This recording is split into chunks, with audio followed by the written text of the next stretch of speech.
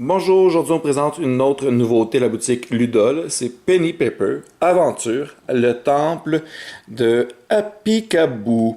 C'est un jeu pour 7 ans et plus, de 1 à 100 joueurs, d'une durée d'une quinzaine de minutes, qui n'est vraiment pas compliqué, dans lequel vous allez simplement lancer des dés, les placer sur votre fiche dans le but de faire un maximum de points. C'est très simple, chacun des joueurs va récupérer une feuille comme celle-ci. Ça va être important que chaque joueur ait le même côté. Donc, on a ce côté-ci où on a à l'endos ce côté-là. Mais il faut que tous les joueurs jouent avec le même côté. Nous allons avoir également 3 dés que nous allons placer au centre de la table, qui va être bon pour tous les joueurs. Donc, chaque lancer de dés, tous les joueurs vont jouer simultanément. Chaque joueur va avoir besoin également d'un stylo qui n'est pas fourni dans la boîte. C'est fort simple. Vous allez remarquer ici qu'il y a des cases blanches. Et nous avons des cases avec un signe de porte qui est verrouillé. Donc, les cases avec un signe de porte ne sont pas disponibles par défaut. Seulement les cases blanches. Et le jeu prend fin une fois que toutes les cases blanches vont être complétées. Donc, c'est assez simple. Premièrement, vous allez avoir des dés. Vous allez lancer les dés.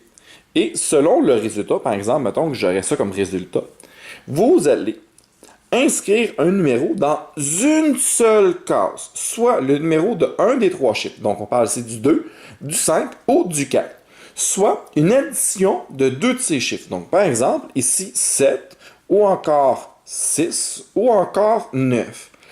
Et il est également possible d'additionner les 3 chiffres pour le chiffre 11. Donc, je choisis un de ces chiffres-là. Donc, le 11, le 9, le 7, le 6, le 2, le 4 ou le 5, n'importe lequel, et je m'en vais le placer sur une case disponible de ma grille, donc une case blanche. Par exemple, je décide d'aller inscrire un beau petit 7 ici. Voilà, c'est fait, j'ai inscrit 7. Lors des prochains lancers de dés, il est possible également que nous ayons une clé. Lorsque nous avons une clé, ça veut dire qu'il va falloir inscrire le numéro de un des chiffres ou de l'addition des 2 autres chiffres. Donc, ça pourrait être le 2, le 4 ou le 6, mais dans une des portes disponibles. Donc, je choisis une des portes. Par exemple, je choisis ici le 6 et je vais l'inscrire sur ma porte. C'est obligatoire. Tant et aussi longtemps qu'il me reste des portes. Dès que je n'ai plus de portes, ce dé-là va être ignoré. Il est également possible qu'on obtienne une tête de mort. Lorsqu'on a une tête de mort, on va ignorer les 2 autres dés. Peu importe le résultat des autres dés, on s'en fout. Tête de mort. Tête de mort signifie qu'il va falloir placer une momie, malheureusement, à l'intérieur. Mais c'est pas nous qui va décider. Non. La grille est placée au centre. Nous allons mélanger toutes les feuilles et nous allons les redistribuer. C'est important, ici, chaque joueur va avoir indiqué ses initiales sur sa feuille. Donc, ça va être facile de récupérer les feuilles après. L'autre joueur va décider de faire une belle momie. Hein, moi, je suis super bon en dessin, là. Comme ceci. Sur une des cases disponibles. Malheureusement, la momie vaut moins 2 points à la fin de partie. Sauf s'il y a un œuf adjacent. Qu'est-ce qui est adjacent? C'est toutes les cases alentour, diagonales incluses. S'il y a un 9, elle va valoir plus 2 points. Sinon, moins 2 points en fin de partie. Dans le cas où vous jouez une partie solo, il va falloir mettre la momie sur n'importe quelle adjacente au dernier numéro que vous avez indiqué. Donc, on a mis un 6. La momie va devoir aller sur une de ces cases-là si jamais vous jouez solo. Par la suite, dernier dé, nous avons notre petite dame ici à lunettes. Si jamais vous l'avez, c'est vous qui choisissez n'importe quel numéro de 1 à 15. Donc, si par exemple, nous avons ça ici, vous prenez n'importe quel numéro de 1 à 15. Si vous avez la chance d'avoir une clé et notre petite dame, vous allez choisir n'importe quel numéro de 1 à 15 et vous allez le placer sur une des portes. Donc, ça s'arrêtait ça, vous auriez pu choisir, exemple, le 9, le placer ici. Maintenant que j'ai un 9 adjacent, pour m'en souvenir, je peux placer un X sur ma momie pour me souvenir que je l'ai battue et qu'elle va me rapporter 2 points à la fin de la partie. Pas plus compliqué que ça, on continue à jouer jusqu'à ce que toutes les cases blanches soient complétées et nous arrêtons la partie. Nous allons faire un décompte des points. Les points, qu'est-ce qu'on a? On a un point par numéro qui forme la suite la plus longue. Donc, par exemple, ici, nous avons 6, 7, mais pas d'autres numéros adjacents. Premièrement, la plus longue suite. Fait que nous prenons notre suite de numéros consécutifs qui se suit. Donc, par exemple, présentement, on a juste 6, 7 qui se suivent. Donc, ça serait une continuité de 2, ce qui me rapporterait 2 points. Si, par exemple, j'avais réussi à placer le 8 ici, nous avons donc 6, 7, 8 et 9 qui sont tous adjacents. Parce qu'on n'oublie pas que les diagonales sont considérées adjacents. À ce moment-là, ça me rapporterait un total de 4 points. Si j'aurais pu me rendre davantage, mais je peux aller jusqu'à un maximum de 15 points parce que les chiffres vont de 1 à 15.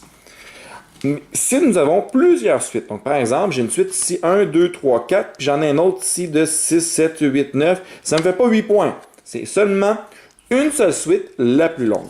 Par la suite, pour chaque numéro que nous avons 3 fois adjacent, donc par exemple, nous avons réussi à avoir le 7 ici et un 7 ici, nous avons un triplé tout adjacent, super, ça va me rapporter 3 points. Si je veux avoir un 6 et un 6, encore une fois, ces 3-là sont adjacents, ce qui me rapporte un autre 3 points, pour un total de 6.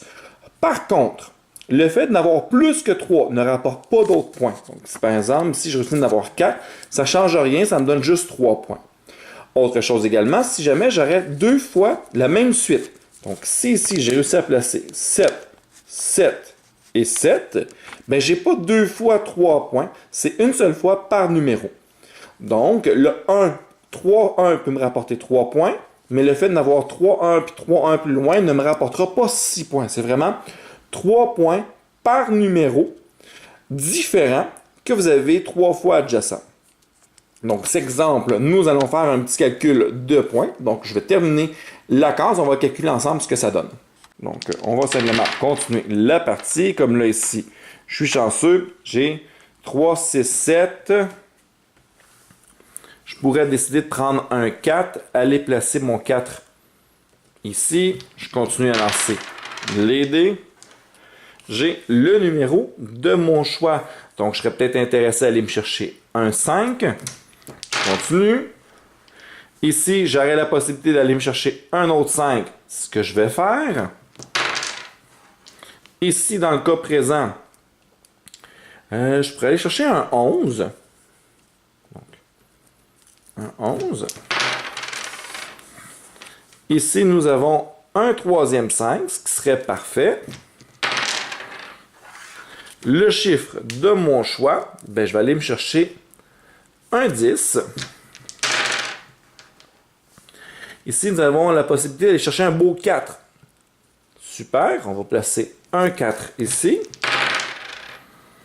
Oh, comble de malheur, j'ai une tête de mort. Dernier chiffre que j'ai placé, c'est là. Je n'ai pas le choix. Qu'est-ce que j'ai là? C'est une momie. Pour battre ma momie, ça me prend un 9. Je vais placer un 9 et je vais battre la momie.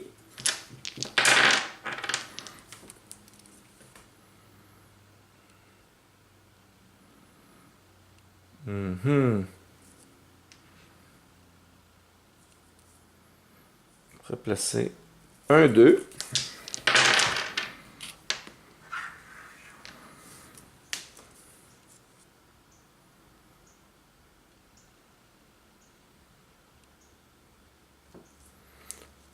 Un 4.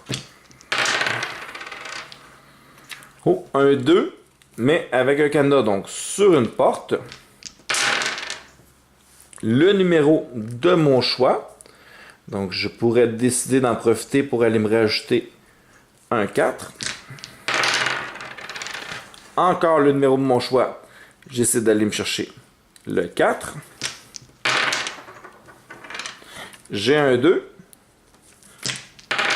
Et peu importe le dernier numéro, je peux décider d'aller me prendre un autre 6. C'est pas grave. Une fois que tout est complété, donc je regarde ma plus longue suite. Si on regarde bien ici, nous avons 4, 5, 6, 7, 8, 9, 10 et 11, ce qui me fait 1, 2, 3, 4, 5, 6, 7, 8 numéros de connectés. Nous avons donc 8 points. Si je regarde maintenant toutes mes triples avec des numéros différents.